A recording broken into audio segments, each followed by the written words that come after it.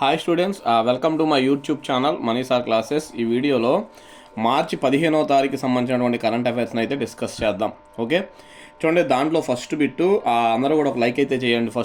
దాంట్లో first bit, ఈ ఏడాది ఎన్నవ జ్ఞాన్పీఠ్ పురస్కారాన్ని ప్రకటించారు అంటే 60వ జ్ఞాన్పీఠ్ పురస్కారాన్ని ప్రకటించారు. జ్ఞాన్పీఠ్ అంటారు, అదోనా ఎన్నోదంట 60.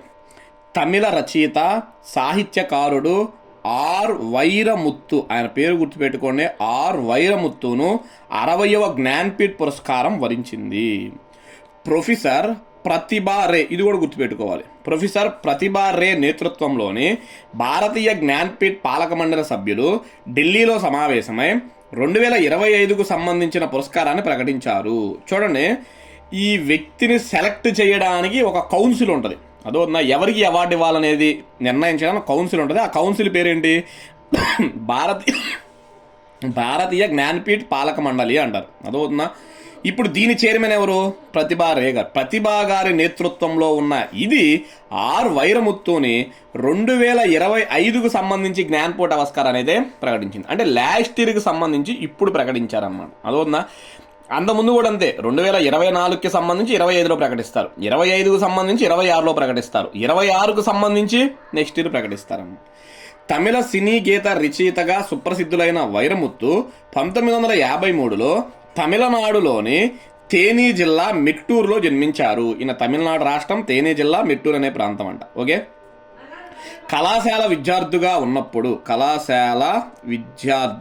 ఉన్నప్పుడు ఈయన రాసిన వైఖరై మేఘంగల్ కవిత సంకలనం అప్పట్లోనే ఓ మహిళా కళాశాలలో పాఠ్యాంశంగా మారింది. చూడండి, ఈయన కళాశాల విద్యార్థి, కాలేజీలో ఉన్నప్పుడంట మహిళల మీద ఒక సంకలనం, ఒక కవిత రాశాడంట, వైఖరై మేఘంగల్. దీన్ని అప్పట్లోనే ఒక మహిళా కళాశాలలో దీన్ని చాప్టర్గా చేశారంట. చూడండి, అప్పట్లోనే మహిళా కళాశాల ఒక చాప్టర్గా చేశారంటే చాలా గొప్ప ఆయననే అర్థం మనకి. ఓకే, 7500కు పైగా పాటలు రాసిన ఈయనకి ఉత్తమ సినీ గీత రచయితగా 7 సార్లు జాతీయ పురస్కారం, 6 సార్లు తమిళనాడు ప్రభుత్వ పురస్కారం లభించాయి. ఈయనకి 2003లో పద్మశ్రీ అవార్డు వచ్చింది, 2014లో పద్మభూషణ్ అవార్డు కూడా వచ్చింది. నెక్స్ట్, జ్ఞాన్పీఠ్ అవార్డు పొందిన ఈయనకి 11 లక్షల నగదు, ఇది వెరీ వెరీ ఇంపార్టెంట్, 11 లక్షల నగదు, సరస్వతీదేవి కాంస్య విగ్రహం, బ్రాంజ్ అనమాట, కాంస్యం అంటే బ్రాంజ్, ప్రశంసా పత్రం అందించనున్నారు. అదోనా, ఈ జ్ఞాన్పీఠ్ అవార్డు కింద ఏమిస్తారు? 11 లక్షల నగదు, సరస్వతీదేవి కాంస్య విగ్రహం, ప్రశంసా పత్రం అయితే అందించనున్నారు. జ్ఞాన్పీఠ్ అవార్డు అనేది భారతదేశంలో సాహిత్య రంగంలోనే అత్యున్నత అవార్డు, లిటరేచర్ అనమాట. అదోనా, సాహిత్య రంగం అంటే లిటరేచర్లోనే అత్యున్నత అవార్డు మన దేశంలో అన్నమాట. జ్ఞానపీఠ అవార్డులను 1961లో స్థాపించగా మొదటి జ్ఞానపీఠ అవార్డును మాత్రం 1965లో ప్రకటించారు. అదోనా, ఎప్పుడు స్థాపించారు ఈ జ్ఞానపీఠ అవార్డుని? 1961. ఫస్ట్ అవార్డు ఎప్పుడు ఇచ్చారు? 1965లో ఇచ్చారు. 1961లో స్థాపించబడిన ఈ అవార్డు భారత రాజ్యాంగంలోని 8వ షెడ్యూల్లో చేర్చబడిన భారతీయ భాషలలో మరియు ఆంగ్లంలో వాసే భారతీయ రచయితలకు మాత్రమే ఇవ్వబడుతుంది. మరణాంతరం ఎటువంటి ప్రదానం ఉండదు. చూడండి, మరణించిన వాళ్ళకి ఎవరిది? బతుకున్న వాళ్ళకే ఇస్తారంట. రాజ్యాంగంలోని 8వ షెడ్యూల్లో మొత్తం ఎన్ని భాషలు ఉంటాయి అంటే 22 భాషలు ఉంటాయి. రాజ్యాంగంలో మొత్తం ఎన్ని భాషలు ఉంటాయి? 22. ఈ 22 భాషల్లో రాసిన వాళ్ళకే ఈ అవార్డును అయితే ఇస్తారంట. ఓకే, నెక్స్ట్, 1965లో ఈ అవార్డును అందుకున్న మొదటి వ్యక్తి ఎవరు అంటే జి శంకర్ కురూప్ అంటారు, మలయాళం భాష రచయిత. గత ఏడాది అంటే 2025లో అనమాట, గత ఏడాది 2024కు గాను హిందీ భాషకు సంబంధించిన వినోద్ కుమార్ శుక్లాకు 59వ జ్ఞాన్పీఠ్ అవార్డు అయితే లభించింది. లాస్ట్ ఇయర్ ఎవరికి ప్రకటించారు? 59, వినోద్ కుమార్ శుక్లా. ఈ ఏడాది 2025కు గాను 2020లో 60వ జ్ఞానపీఠ అవార్డును వైరముత్తు గారికి అయితే ప్రకటించారు. ఓకే, చూడండి, ఇవన్నీ కూడా జ్ఞానపీఠ అవార్డుకి సంబంధించినటువంటి ఇంపార్టెంట్ పాయింట్స్ అన్నమాట. ఓకే, నెక్స్ట్ దాని తర్వాత చూడండి, బీసీసీఐ అంటారు, board of control for cricket in India అంటారు. అదొన్న బోర్డ్ బీసీసీఐ నమన్ అవార్డ్స్ 2026 వేడుక ఎక్కడ జరిగింది అంటే న్యూఢిల్లీలో జరిగింది. లాస్ట్ ఎన్టీపీసీ ఎగ్జామ్స్లో ఈ బిట్స్ అడిగాడు, అదొన్న. సో నెక్స్ట్ జరగబోయేటటువంటి అండర్ గ్రాడ్యుయేషన్ రైల్వేలో కానీ ఇంకా ఏ ఎగ్జామ్స్ అయినా అడగచ్చు, గుర్తుపెట్టుకోండి. బీసీసీఐ నమన్ అవార్డ్స్ 2026 వేడుక ఎక్కడ జరిగింది? న్యూఢిల్లీలో. దీంట్లో Polly Umrigar award, very very important, గుర్తుపెట్టుకోండి, పాలీ ఉమ్రీగర్ అవార్డు అంటారు. తెలుగులో మామూలుగా మనకు అర్థమయ్యే భాషలో అంతర్జాతీయ ఉత్తమ క్రికెటర్ పురుషుల విభాగంలో ఎవరు అంటే శుభమన్ గిల్, వన్డే కెప్టెన్ అనమాట. భారతదేశ జట్టుకు వన్డే అండ్ టెస్ట్ కెప్టెన్ ఎవరు అంటే శుభమన్ గిల్ అనమాట. ఆయనకి పాలీ ఉమ్రీగర్ అవార్డు వచ్చింది. అదొద్దా, పాలీ ఉమ్రీగర్ అవార్డును ఏమంటారు? అంతర్జాతీయ ఉత్తమ క్రికెటర్ అంటారు. నెక్స్ట్ ఉత్తమ అంతర్జాతీయ క్రికెటర్ మహిళ, ఇది కూడా పాలీ ఉమ్రీగర్ అవార్డే. మహిళల్లో ఎవరికి వచ్చింది అంటే స్మృతి మందానాకు వచ్చింది. ఆమెకు రావడం ఇది 5వ సార్ అంట. అదొద్దా. బెస్ట్ ఇంటర్నేషనల్ డెబ్యూ అంటే ఏంటి? అప్పుడే అరంగేట్రం చేసినారు అని అర్థం. అరంగేట్రం, కొత్తగా అరంగేట్రం చేసిన వాళ్ళని డెబ్యూ అంటారు. బెస్ట్ ఇంటర్నేషనల్ డెబ్యూ పురుషుల విభాగంలో ఎవరు అంటే Harshit Rana. Best international debut మహిళల్లో ఎవరంటే Shree Charan. Next Colonel C K Naidu lifetime achievement award. Colonel C K Naidu lifetime achievement award ఎవరికి వచ్చిందంటే రోజర్ బిన్నీ రాహుల్ ద్రావిడ్. గుర్తుపెట్టుకోండి, రోజర్ బిన్నీ రాహుల్ ద్రావిడ్. బీసీసీఐ జీవిత సాఫల్య పురస్కారం అంటారు. జీవిత సాఫల్య పురస్కారం అంటే ఇంగ్లీష్లో లైఫ్ టైమ్ అచీవ్మెంట్ అవార్డు అంటారు.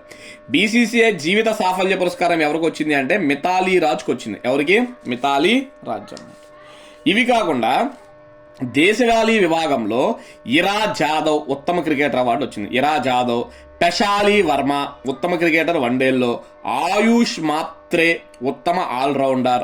హర్ష దూబే ఉత్తమ ఆల్రౌండర్ రంజీల్లో అవార్డులను సొంతం చేసుకున్నారు. చూడండి, దేశవాళీ విభాగంలో కూడా ఇచ్చారు. ఇరా జాదవ్, పెషాలి వర్మ, ఆయుష్ మాత్రే, హర్ష దూబేకి ఇచ్చారంట.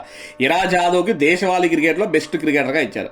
షపాలి వర్మకి దేశవాళీ క్రికెటర్లో బెస్ట్ ప్లేయర్ ఇన్ వన్డేస్గా ఇచ్చారు. ఆయుష్ మాత్రేకి అయితే బెస్ట్ ఆల్రౌండర్. హర్ష దూబేకి అయితే best all round in Ranjis trophy అనమాట. అదవుతుందా, ఇవి కూడా ఇచ్చారు. ఒకసారి మెయిన్ ఈ పాలీ ఉమ్రీగర్ అవార్డు ఇవి చూసుకోండి. ఇవి మన NTPC exam, last year NTPC ఎగ్జామ్లో అయితే అడిగిన బిట్స్ అనమాట. ఓకే, నెక్స్ట్ దాని తర్వాత చూడండి 3. భారతదేశ 94వ చెస్ గ్రాండ్ మాస్టర్ హోదాని ఎవరు సొంతం చేసుకున్నారు అంటే మయాంక్ చక్రవర్తి అంటారు. ఆయన పేరు మయాంక్ చక్రవర్తి. భారత చెస్ గ్రాండ్ మాస్టర్ల జాబితాలో మరో ఆటగాడు చేరాడు.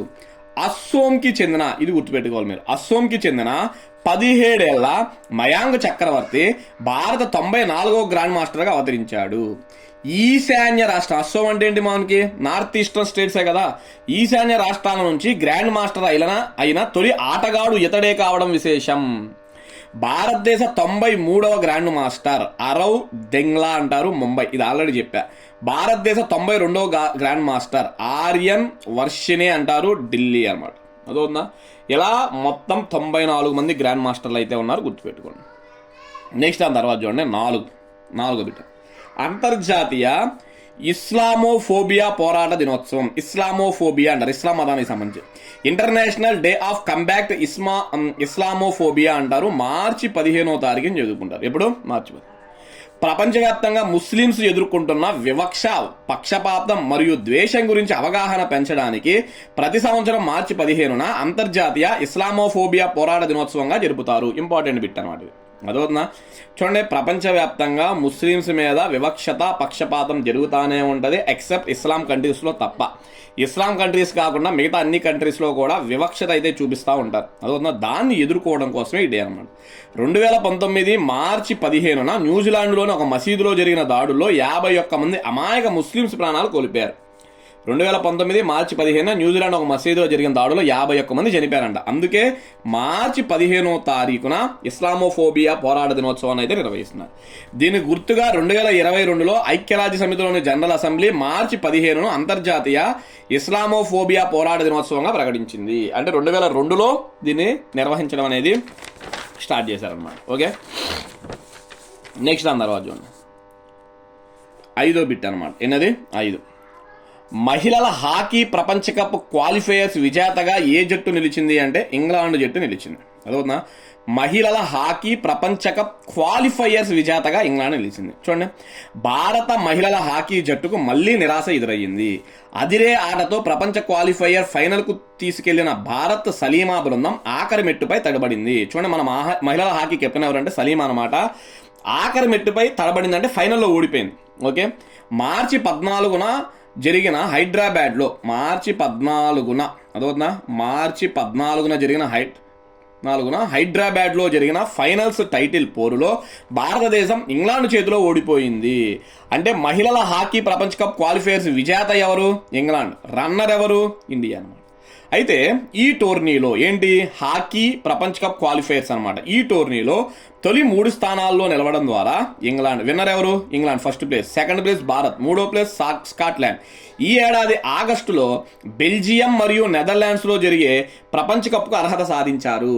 చూడండి, ఈ ఏడాది ఆగస్టులో ప్రపంచ మహిళల హాకీ కప్ జరగబోతుంది. ఎక్కడ, బెల్జియం నెదర్లాండ్స్ దేశాలలో.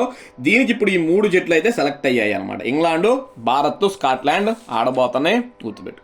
ఓకే, నెక్స్ట్ దాని తర్వాత చూడండి 6, అడోబ్ సీఈఓగా ఉన్న ఎవరు పదవీ విరమణ తీసుకుంటున్నట్టు ప్రకటించారు. చూడండి, అడోబ్, మనకి అడోబ్ పేజ్ మేకర్ ఉంటుంది, అదో నా ఇంటర్నెట్కి సంబంధించి కంప్యూటర్లో ఉంటుంది కదా, అడోబ్ వింటానే ఉంటాం. ఈ అడోబ్ సీఈఓగా ఉన్న ఎవరు పదవీ విరమణ తీసుకుంటున్నట్టు ప్రకటించారు అంటే శాంతను నారాయణ్ అంటారు. చూడండి, శాంతను నారాయణ్ అనే వ్యక్తి సీఈఓగా ఉన్నాడు. ఈయన రిటైర్మెంట్ కాబోతున్నారు. 18 సంవత్సరాలుగా అడోబ్ సీఈఓగా ఉన్న శాంతను నారాయణ్ పదవీ విరమణ చేస్తున్నట్టు ప్రకటించారు. వారసుని నియమించే వరకు సీఈఓగా ఉంటానని, అంటే తదుపరి వ్యక్తి వచ్చేదాకా సీఈఓగా ఉంటానని, మరియు ఆ తర్వాత బోర్డు చైర్మన్గా కొనసాగుతానని చెప్పారు. నెక్స్ట్, అడోబ్ను ప్రపంచంలోని ప్రముఖ సాఫ్ట్వేర్ కంపెనీల్లో ఒకటిగా మార్చడంలో నారాయణ కృషి చాలా ఎక్కువగా ఉంది. ఈ రోజు అదంతా డెవలప్ అయింది అంటే ఈయన యొక్క కృషే దానికి కారణం అని చెప్పుకోవచ్చు అన్నమాట. ఓకే, నెక్స్ట్ 7, వార్తల్లో నిలుస్తున్న ఇరాన్ సుప్రీం లీడర్ పేరేంటి, వార్తల్లో నిలుస్తున్న ఇరాన్ సుప్రీం లీడర్ పేరేంటి అంటే మొస్తాబా ఖమేనీ అంటారు. మొస్తాబా ఖమేనీ. ఇరాన్ దేశంతో యుద్ధం వేళ అగ్రరాజ్యం అమెరికా కీలక ప్రకటన చేసింది. అమెరికా చూడండి, అమెరికా ఇజ్రాయెల్ కలిసి ఇరాన్ దేశంతో యుద్ధం చేస్తున్నాయి కదా, అమెరికా కీలక ప్రకటన చేసిందంట. ఇరాన్ సుప్రీం లీడర్గా నియమితులైన మొస్తాబా ఖమేనీ ఆచూకీ కోసం భారీ నజరానా ప్రకటించింది. ఆయన ఎక్కడున్నారన్న సమాచారం అందజేసిన వారికి, అంటే ఇరాన్ సుప్రీం ఎక్కడున్నారు అన్న సమాచారం అందజేసిన వారికి $10 మిలియన్, సుమారు 93 కోట్లు ఇస్తామని సామాజిక మాధ్యమం ఎక్స్లో యుఎస్ విదేశాంగ పేర్కొంది. చూడండి, అఫీషియల్గా ప్రకటించి అమెరికా 93 కోట్లు ఇస్తారంట ఆయన ఎక్కడున్నారో చెప్తే. ఫిబ్రవరి 28న అమెరికా, ఇజ్రాయెల్ సంయుక్తంగా ఇరాన్ దేశంపై దాడులు ప్రారంభించాయి. ఇది మనకు తెలిసిందేగా, ఫిబ్రవరి నెల చివరి రోజు స్టార్ట్ చేశాయి. యుద్ధం తొలి రోజునే Iran supreme leader ఆయతుల్లా Ali Khan Khamenei ప్రాణాలు విడిచారు. ఫస్ట్ రోజే వాళ్ళ లీడర్ని చంపేశారు. అదోనా, ఆయన వారసుడుగా వచ్చిన మొస్తాబా ఖమేనీ ఇప్పటి వరకు బహిరంగంగా ఎక్కడా కనిపించలేదు. ఈ క్రమంలోనే అమెరికా భారీ రివార్డును ప్రకటించింది. ఆయన వారసుడిగా ఆయన వచ్చాడనమాట. అసలు ఈయన ఇంతవరకు ఎక్కడున్నాడు ఏంటి ఏమీ కూడా డీటెయిల్స్ లేవు. అందుకే అమెరికా ఈ రివార్డును అయితే ప్రకటించింది అనమాట. ఓకే, నెక్స్ట్ దాని తర్వాత చూడండి 8, విశాఖ ఉక్కు కర్మాగారానికి నూతన సిఎండి అంటే చాలాసార్లు చెప్పాను, చైర్మన్ అండ్ మేనేజింగ్ డైరెక్టర్గా ఎవరు నియమితులయ్యారు అంటే ఎంఎన్విఎస్ ప్రభాకర్ అంటారు. ఆయన పేరు ప్రభాకర్, సింపుల్గా. విశాఖ ఉక్కు కర్మాగారానికి నూతన సీఎండీ ఎవరు, ప్రభాకర్. దీంతో కొంతకాలంగా విశాఖ ఉక్కు శాశ్వత సీఎండీ లేని లోటు తీరనుంది. చూడండి, చాలా కాలంగా దీనికి చైర్మన్ అండ్ మేనేజింగ్ డైరెక్టర్ లేడనమాట. ఇప్పుడైతే ఆ లోటు తీరింది. ప్రస్తుతం ఈయన ఎవరు, ప్రభాకరన్, ఆయన నేషనల్ మినరల్ డెవలప్మెంట్ కార్పొరేషన్ అంటారు. నేషనల్ మినరల్ డెవలప్మెంట్, మినరల్ అంటే ఖనిజాలు అనమాట. అదొన్న జాతీయ ఖనిజాల అభివృద్ధి బోర్డు అని ఉంటుంది. దాంట్లో ఎగ్జిక్యూటివ్ డైరెక్టర్గా అయితే పనిచేస్తున్నారు అనమాట. ఓకే, ఇంపార్టెంట్ బిట్టు చూసుకోండి. నెక్స్ట్ 9, గ్రీన్ స్టీల్ ప్రాజెక్టుకు ఏ రాష్ట్రంలో శంకుస్థాపన చేశారు. చూడండి, గ్రీన్ స్టీల్ ప్రాజెక్టుకు ఏ రాష్ట్రంలో శంకుస్థాపన చేశారు అంటే మహారాష్ట్రలో శంకుస్థాపన చేశారు అన్నమాట.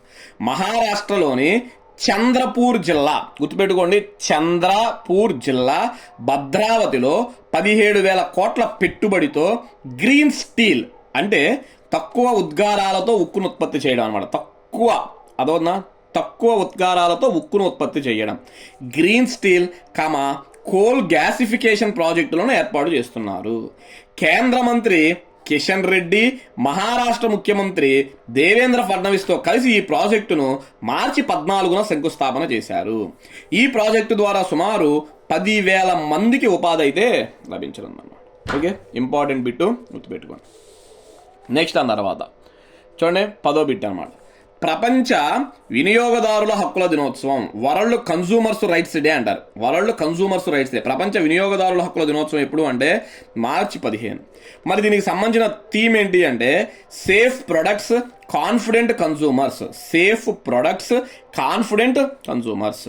వినియోగదారుల ప్రయోజనాలను కాపాడడంతో పాటు వారి రక్షణ, సాధికారత, హక్కులపై అవగాహన కల్పించడమే ఈ రోజు యొక్క ముఖ్య ఉద్దేశం. వినియోగదారుల ప్రయోజనాలను కాపాడడంతో పాటు వారి రక్షణ, సాధికారత, హక్కులపై అవగాహన కల్పించడమే ఈ రోజు యొక్క ముఖ్య ఉద్దేశం అంట. 1960 లండన్లో ఏర్పడిన కన్సూమర్స్ ఇంటర్నేషనల్ అనే సంస్థ ఈ రోజు నిర్వహిస్తుంది. అదోనా ఈ వరల్డ్ కన్సూమర్స్ రైట్స్ డేని ఎవరు నిర్వహిస్తారు?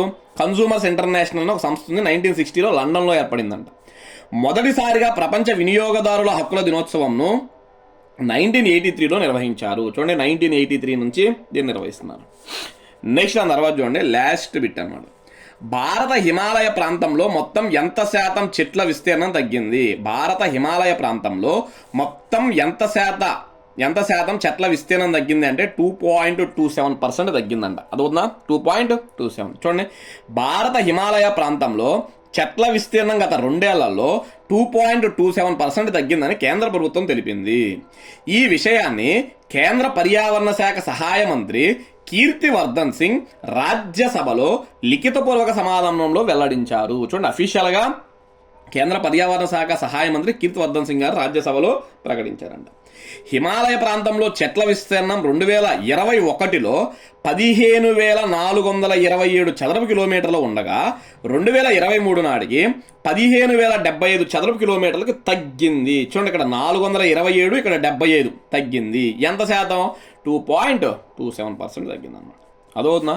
ఓకే, ఇవి స్టూడెంట్స్ మనకి ప్రధానంగా మార్చి 15వ తారీఖుకి సంబంధించినటువంటి కరెంట్ అఫైర్స్ అన్నమాట. ఓకే, ఐ హోప్ మీ అందరికీ నేను నచ్చింది అనుకుంటున్నా. చాలామంది ఇప్పుడిప్పుడే వ్యూస్ పెరుగుతున్నాయి అన్నమాట, చూస్తున్నారు. మీరు అందరూ నన్ను కొంచెం సపోర్ట్ చేయండి, లైక్ చేయండి. మీరు కొంచెం ఎక్కువ మంది లైక్ చేస్తుంటే నాకు కూడా పనులన్నీ పక్కన పెట్టేసి పాపం చూస్తున్నారులే పిల్లలు, ఫాస్ట్గా మనం కూడా వీడియో చేద్దామని ఉంటుంది. అదవుతుందా? మీరు చాలామంది 150-200 మంది చూస్తున్నారు కానీ అసలు లైక్ చేయట్లా. సో ప్లీజ్ దయచేసి లైక్ అయితే చేయండి. Okay, thank you.